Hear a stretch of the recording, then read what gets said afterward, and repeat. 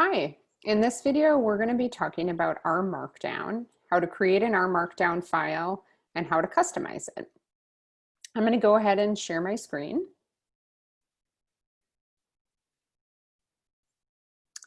The first thing we need to do is open RStudio. So you can either open an R Markdown file that you've already created, or you can navigate to where your applications are. So for me, I went to my Launchpad, and I'm going to click on RStudio. When you open RStudio, it will have open the document or documents you were last working with. So this is the R Markdown file I'm going to be talking from. And that's what's open because that's what I had opened previously in RStudio. Now, I could just go directly to this document, or I could go to File, New File, and choose R Markdown. And here, if I wanted to, I could change my title. Maybe this is my first homework assignment, and I could change the author and click OK. And now I have a new document here. This new document already has some code in it. This is just the default that RStudio has chosen to put in there. What I typically do is I typically delete pretty much the whole thing and start from scratch. The other thing you could do is open the R Markdown template that I have on the Moodle page for you. What I'm going to do is I'm actually going to go into this document and just copy the entire thing and paste that entire thing in here. Because one of the first things I want to show you or remind you is how to save this document, because that's going to be the first thing we want to do. So I'm going to go to File, Save As, and I'm going to navigate to the folder I created for this class. So for me, that's on my desktop, and it's called Data Science. And I'm going to save this as R Markdown. So now it'll be in that data science folder. Okay, then the first thing I want to do for you is to knit this file. So I'm going to go ahead and close the other one that I have open. And let's knit this file. And I just want to, again, reiterate what happens when it knits. So it turns it into an HTML file. So what we see here is a preview. If I want to, I can open it in my browser, and you can see what exactly it would look like when somebody else opens it. And I'm going to go ahead and go to my, let's shrink this down a little bit. I'm going to go to my data science folder. And I just want to remind you that when you knit the file, that HTML file is now in that folder. So when it comes time for you to submit a homework assignment, for example, this is the HTML file that you would submit to Moodle. Okay, let's jump back into RStudio. So I'm going to go ahead and close my preview. Okay. So R Markdown, there is a lot of stuff at the top here that I'm going to go ahead and skip for now, and we'll come back to it later. So in R Markdown, the two things we will always want to do in our files is type text, words, and insert R code to evaluate. So you can see in here, I've written text. This area, when this document is knitted, will show up as normal text. There are certain things where you need to use functions of sorts, or you need to use special characters to make them appear in different ways. So for example, right here, when I use the pound sign, put a space, and then type some words, this shows up as a heading, and we'll see that when we knit our document. The other thing we want to do a lot is insert our code chunks. These are areas where we write our code, and when the file is knit or compiled to an HTML file, this section in gray right here will show up as our code. It will look special, and then it will also get evaluated, and the output will show up beneath that. While we're in the R Markdown file, I can execute the chunk using this green arrow. And before I do that, I need to execute some of these other chunks so I don't get some errors. So let me do that really quickly first. And now let's go ahead and execute this chunk. So again, I just click that green arrow, and that will execute the chunk. I'm not going to talk about the code right now. We'll get into that later. But notice that it did something, and now there's some output here.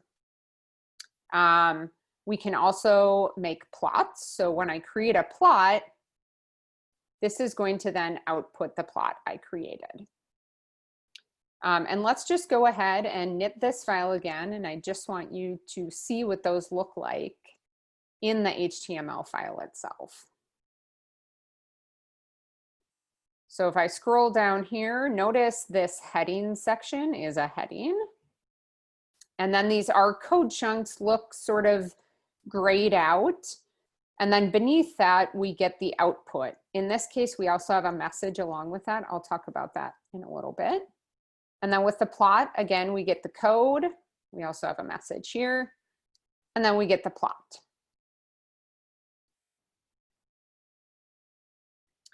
And as I'm talking about all of these things, there are some great resources out there. I'm going to go ahead and flip to my web browser really quick.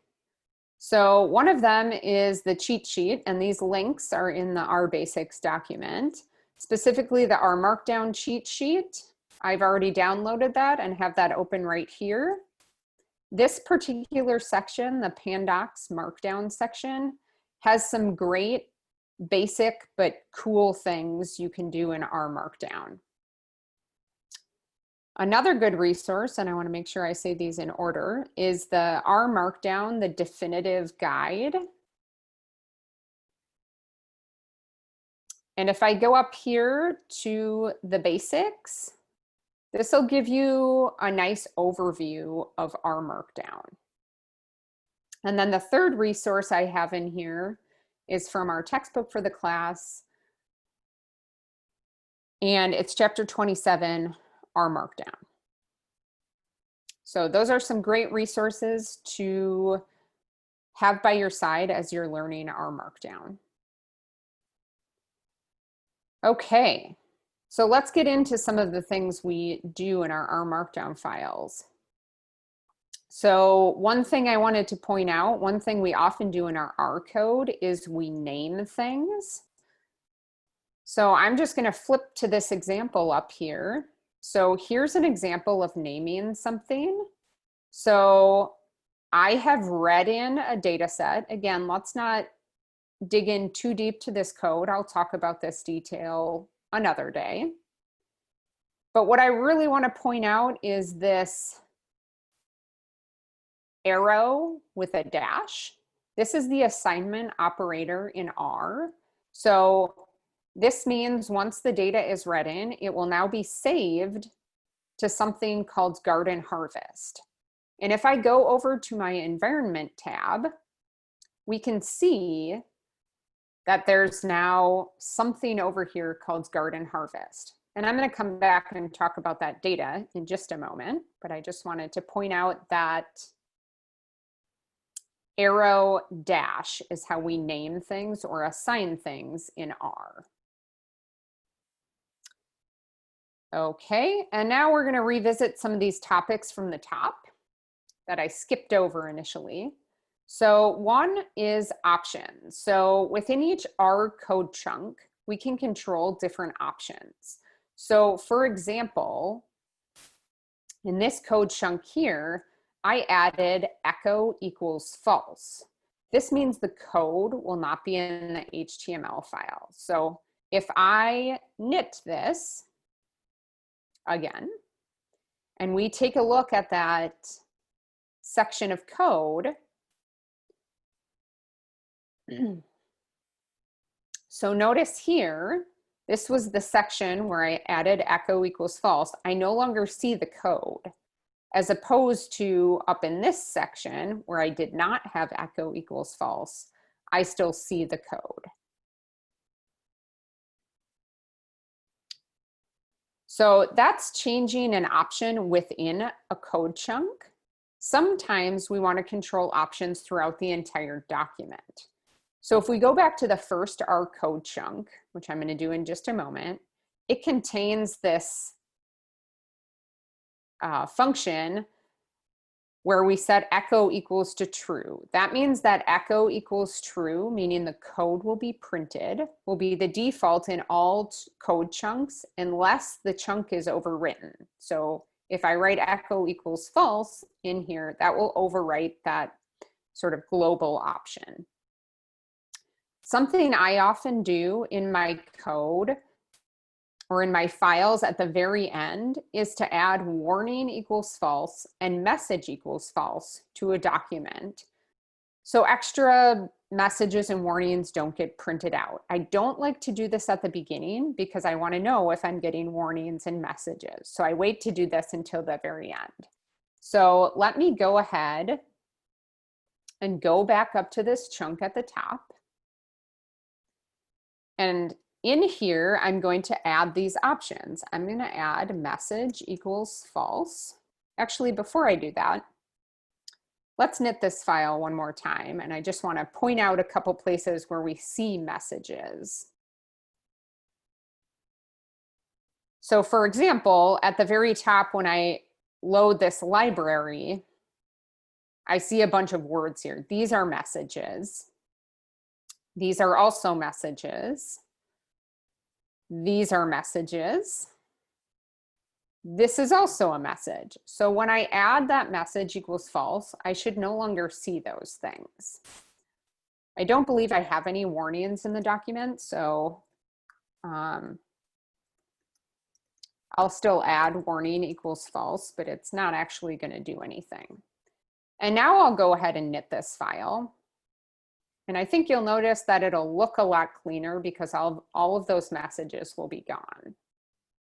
So now if I look at my file, there's no messages after loading libraries. And after, like where we made this plot, there's also no messages. Okay, so those were options. Now let's move on to libraries. So you can run R as is without any additional features, but many of the tasks we will want to do will require or be enhanced by extra packages or libraries. I use these words interchangeably. We can download and install packages by going to the Packages tab over here and choosing Install. And then I could type a package name like Tidyverse is one of the ones we'll use all the time. And then I would click install. I'm going to skip this because I've already installed that package. Once installed, you need to run a library statement with that package name to make the functions within them available for use. So for installation, you only need to do that once. If you've updated R, you will need to reinstall your packages again. But once you have them installed, you then just need to load them using these library functions. I like the analogy from the Modern Dive authors, which is that libraries are to R as apps are to smartphones. And I asked the question, how many of you use a smartphone without additional apps? When I've asked this in class before, nobody has ever answered yes to that. Okay, so let me just bring you back up to these libraries. So I always have an R code chunk where I load all the libraries. I put this at the top right after these options. It's just nice to know at the very beginning which libraries you use throughout the entire document. I also like to include a little note in here to say what these libraries do. And I'll be talking about this little hashtag in just a minute. Okay, data sets. Some of the data sets we'll be using are contained in R packages, so they're ready for us to access and use. So for example, I loaded a data set called MPG. So let's go back up here.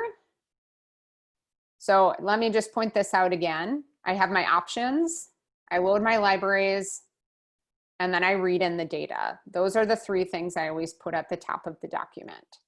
So here, I can load a data that's in a package I've already loaded using the data statement.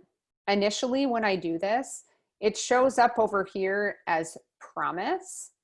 But as soon as I actually use that data, so if I start typing MPG down here, notice that now it shows up over in the global environment. So that's one way we read in data sets. External data can be loaded in various ways depending its format and where it is. So I have this garden data for my own personal garden stored in Google Sheets. We can use the Google Sheets 4 package to load the data. So I'm going to go ahead and show you that code.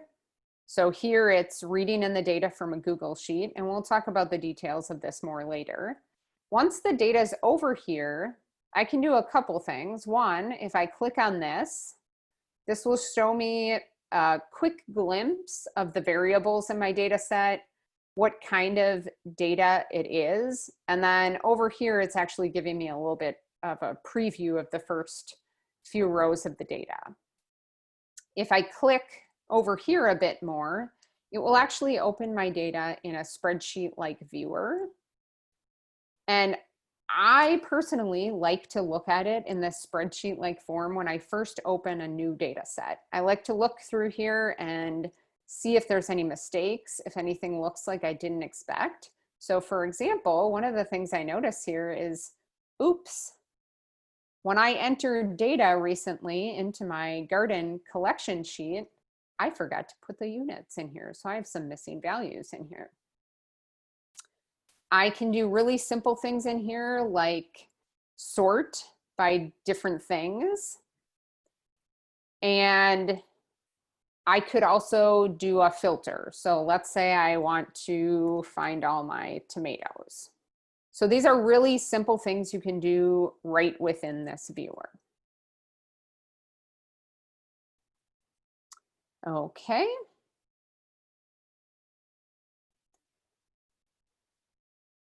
Moving on to modifying the YAML. In the R Markdown file, the portion at the very top within the two sets of 3 dashes is called the YAML section.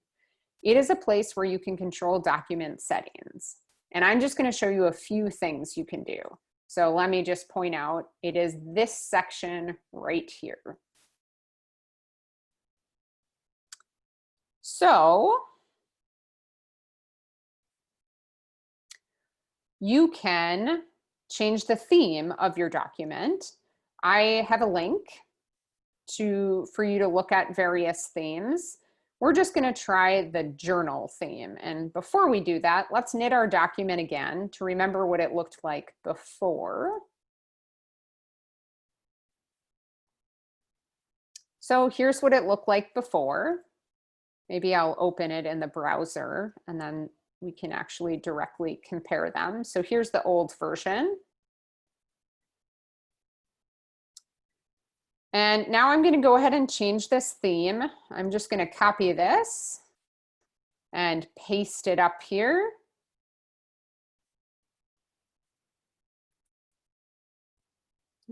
Didn't do that right. Let me try that again.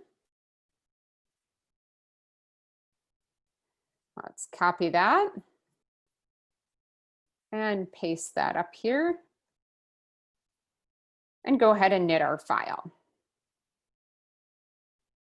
And I think right away you'll be able to see some changes, but I'm going to go ahead and open it in the browser so we can directly compare these two.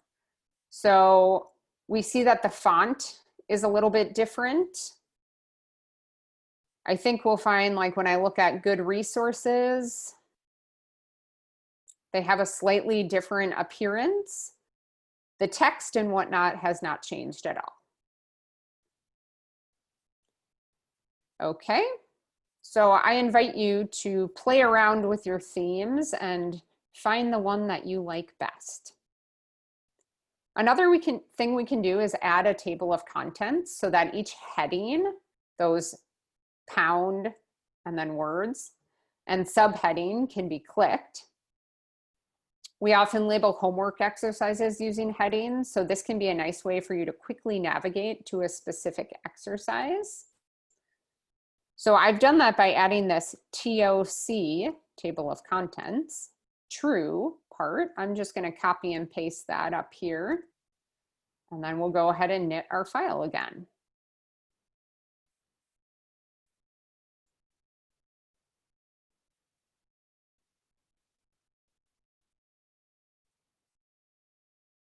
It's taking a little bit of time. Okay.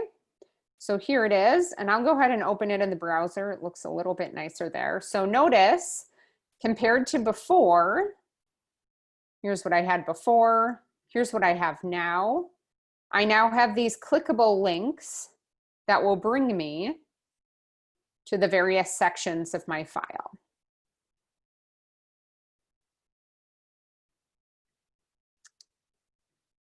Okay.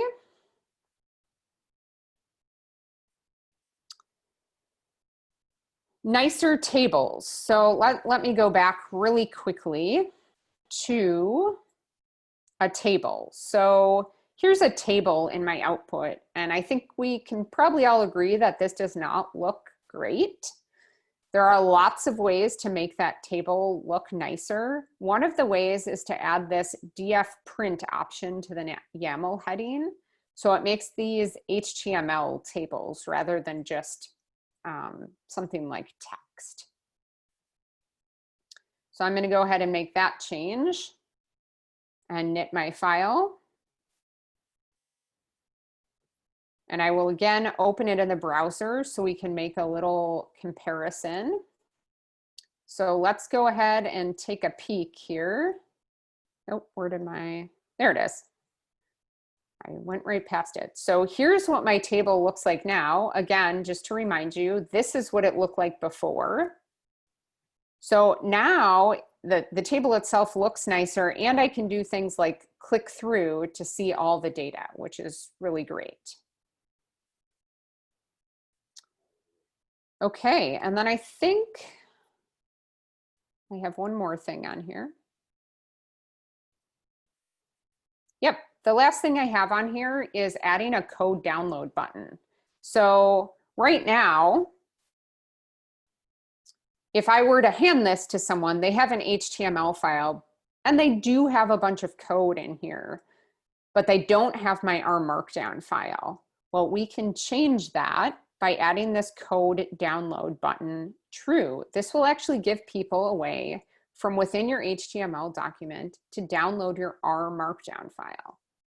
This is pretty cool. So I'm going to go ahead and add this.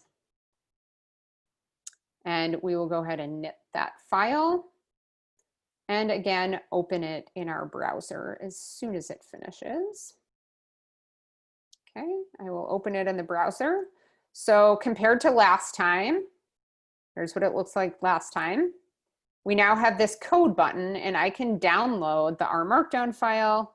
It has automatically put it in my downloads folder, but if I wanted to send it to a friend or maybe a collaborator, they now have this file.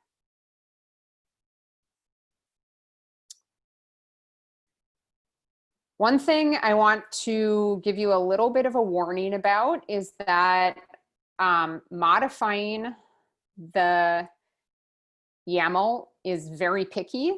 Indentation and spacing need to be exact. So for example, Let's see what happens if or when we make a mistake. I've made these mistakes plenty of times.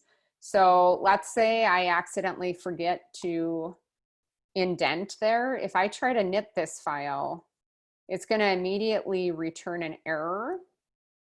It says something about the YAML file, so I sort of know where to go. So watch out for these YAML warnings and be really careful as you're making these edits to your YAML section. Okay. So maybe I'm going to move over here just because this is going to look a bit nicer to read from. So I just have a few tips for R Markdown as we finish off here, which is to make sure you don't have any spaces or weird characters in your file names. It's best to use letters, numbers, underscores, and dashes in your names, and obviously give it a name that helps you remember what it is. Always save your file to the course folder you created, or a folder within that, not to your downloads. If I don't give you a file to start from, use the R Markdown template I provided. That's a great starting point. I highly recommend knitting your document often. I can't stress that enough. If there are errors, you'll find them quickly. If you knit more often, you'll know better where they're coming from. Use the internet to help you search for the solutions. Stack Overflow is a great place to start. When searching for R-related topics, add R to your search. If it's related to R Markdown, add R Markdown. We'll do some of this searching together in class too, so you'll start getting used to it. Okay, I think that's all I have for today. If you have questions, please let me know.